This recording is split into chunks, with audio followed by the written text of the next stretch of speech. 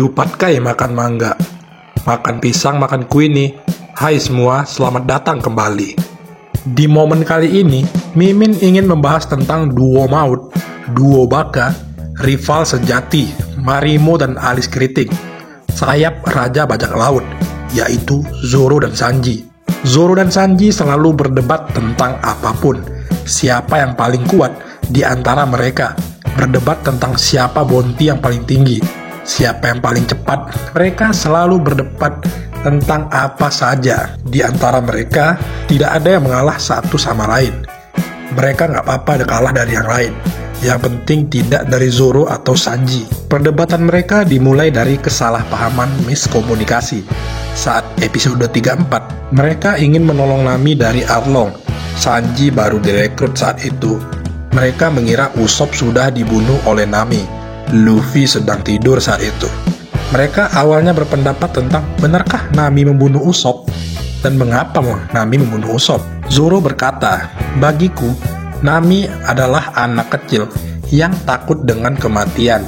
Sanji salah mengartikan anak kecil itu. Sanji mengira Zoro berkata bahwa dada Nami kecil. Disitulah terjadi perang sebagai rival sejati ini. Dan di situ Usopp muncul dan menjadi korban dari perdebatan duo baka ini.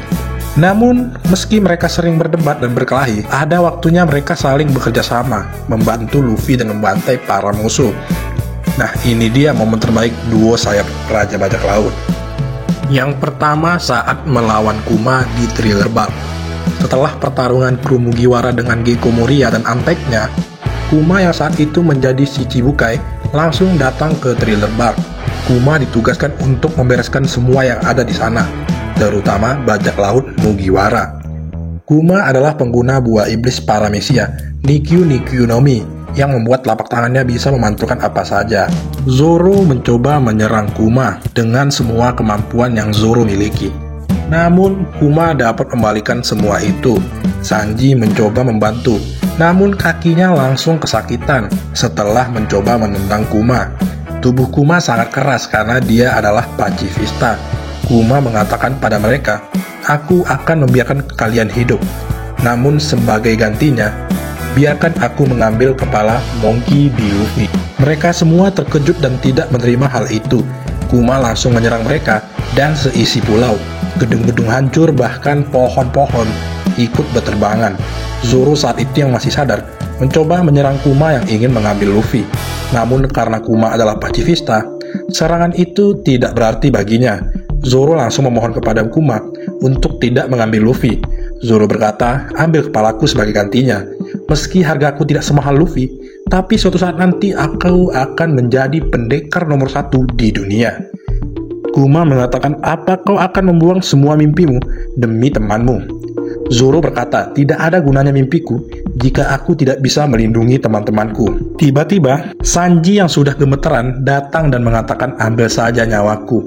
Meski kepalaku tidak semahal Luffy, tapi aku akan menjadi orang yang sangat penting pada bajak laut ini. Dan berkata pada Zoro, apa kau akan membuang mimpimu bodoh? Tolong sampaikan salamku kepada yang lain, dan jagalah mereka semua untukku. Ketika Sanji mengatakan kalimat perpisahan itu, Zoro langsung menyerang Sanji agar pingsan. Kuma berkata, aku tidak akan mengambil nyawanya Luffy, namun kau harus menanggung penderitaan dan rasa sakit yang dia rasakan. Kuma langsung mengeluarkan rasa sakit yang besar itu dari tubuh Luffy. Apakah kau akan kuat karena kau sudah sekarat begini? Silahkan kau mencoba sedikit. Zoro langsung tersayat sembilu rasa sakit yang luar biasa. Namun Zoro dengan tekad yang besar demi Luffy dan temannya, Zoro langsung menenggelamkan dirinya dengan rasa sakit itu. Kuma berkata, kau memiliki teman yang hebat anak dragon, aku akan berharap besar padamu. Ketika semua sadar, Luffy seperti orang yang sangat sehat, tidak ada luka sedikit pun. Sanji yang tersadar langsung mencari Zoro, dan terlihat Zoro dengan gagah berani berdiri terluka penuh darah.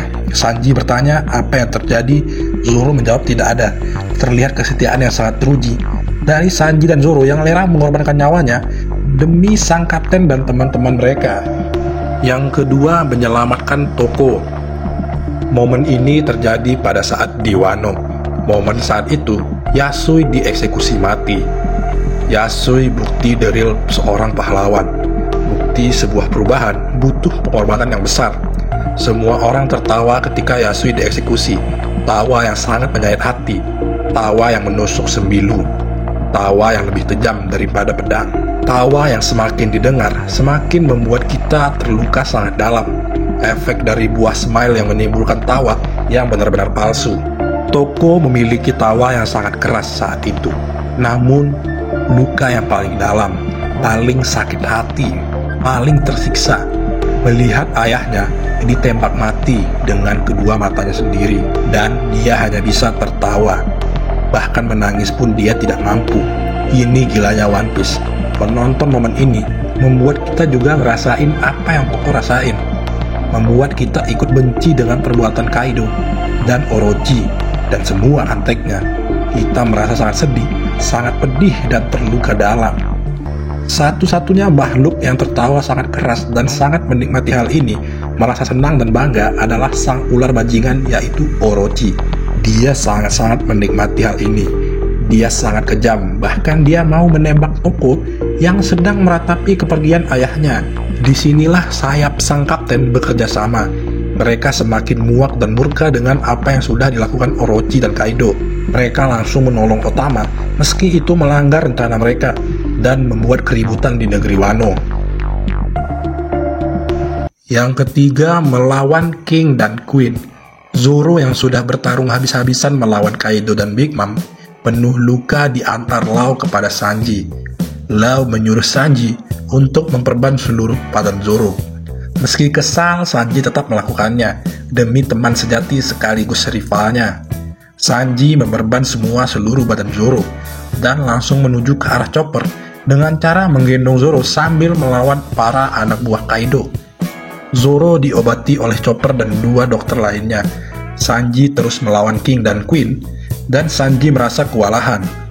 Inilah kesalahan besar King dan Queen, membangkitkan duo maut rival abadi, sayap sang raja bajak laut, duo yang tak terkalahkan, Zoro dan Sanji.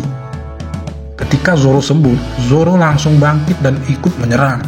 Dua orang yang selalu bertengkar tentang apapun, tiba-tiba bekerja sama demi kapten dan teman-temannya. Meskipun mereka berdua terus berdebat untuk bisa menyelesaikan ini sendiri, semangat mereka bangkit mendengar, merasakan, dan haki Luffy. Momen epik duo sayap kapten raja bajak laut. Nah, itu dia momen epik Zoro dan Sanji, bray. Jika ada lagi menurut kalian yang ingin kalian tambahkan, silahkan tulis di kolom komentar ya. Sendirian gak ada kekasih. Cukup sekian dan terima kasih. Jangan lupa like, share, and subscribe.